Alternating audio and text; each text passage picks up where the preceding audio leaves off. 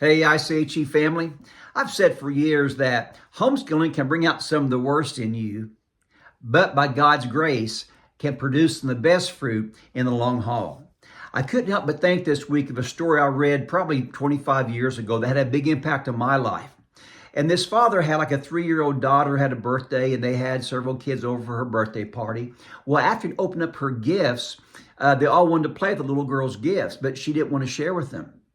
Well, the father, he wanted her to know how to share. And so he tried to reason with this 3-year-old saying, honey, this is the right thing to do. You need to share with your friends.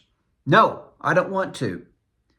Well, it kind of took the father back. So he went to plan B, making her feel guilty. Honey, if you don't share your gifts with these friends, they're going to feel very bad. Do you want them to feel bad? I don't care.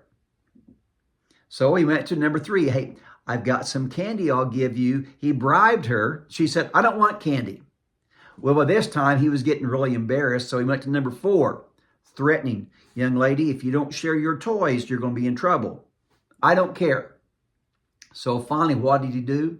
He resorted to brute force. He ripped the toys out of his daughter's arms and gave them to her friends, and she ran off crying.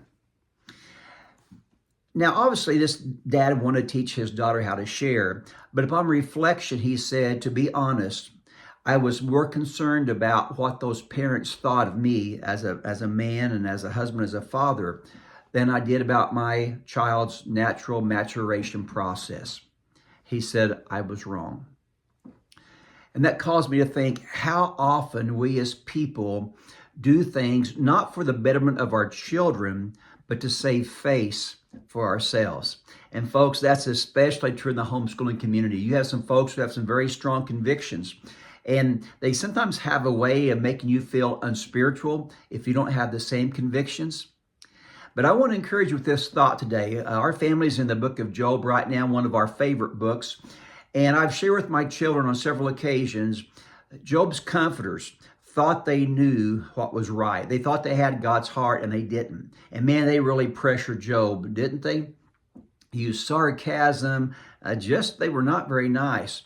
But Job knew in his heart that he was doing what he thought to be right.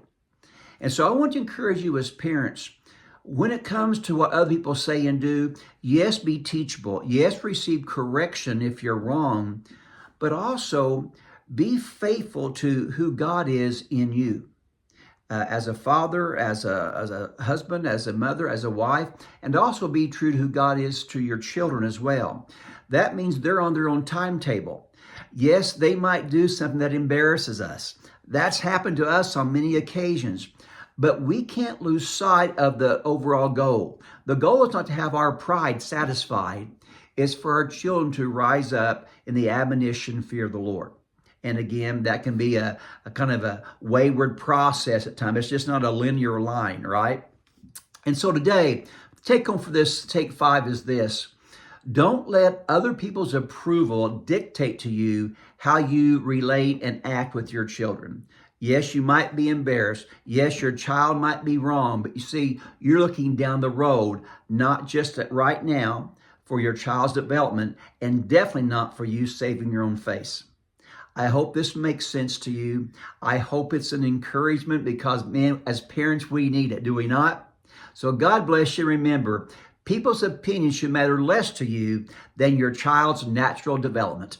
This is Kirk Smith with ICHE.